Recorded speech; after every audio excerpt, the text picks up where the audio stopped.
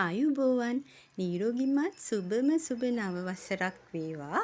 මම හිස තෙල් ගෑම සඳහා තෙල් ටිකක් හදන හැටි කියලා දෙන්න ඉන්නේ ඔයාලට. කරපිංචා කොළ ටිකක්, මුරුංගා කොළ, සැවැන්දරා මුල්, කෝමාරිකා පෙති, උළුහාල් ටිකක්, කළුදුරු ටිකක්. අවශ්‍ය වෙන්නේ මෙන්න මේ ටික. පිරිසිදු පොල් තෙල් ටිකක්. ඒ වගේම එඬරු තෙල් ටිකකුත් අවශ්‍යයි.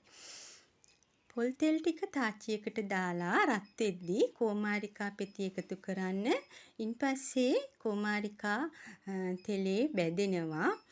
අනිත් කොළ ද්‍රව්‍ය ටික සැවැන්දරා මුල් ඒ වගේ එකතු කරගත්ත ටික තෙලට එකතු කරන්න. හිමිහිට මද ගින්දරේ මේ ටික බැදෙන්න අරින්න.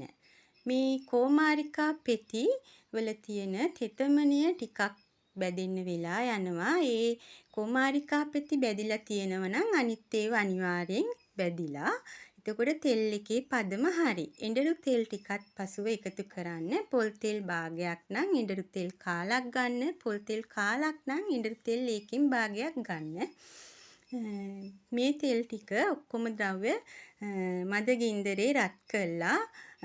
එකතු කරපු අමුද්‍රව්‍ය බැදෙනකොට තෙල් එකේ පදම හරි. ඖෂධීය ගුණය පිරි මෙන්න මේ වගේ තෙල් එකක් නිවසේදීම ඔයාලට හදාගන්න පුළුවන්. හිස තෙල් ගල්වන්න කොණ්ඩේ වැවෙනවා, හිසට සිසිලස ලැබෙනවා, නිරෝගී සුවය ලැබෙනවා. ඉතින් ආයුබෝවන් ගමගෙදර කුස්සිය තුලින් ඔබ සැමට සුබ නව වසරක් ප්‍රාර්ථනා කරනවා. නිරෝගී සුවය ලැබේවා.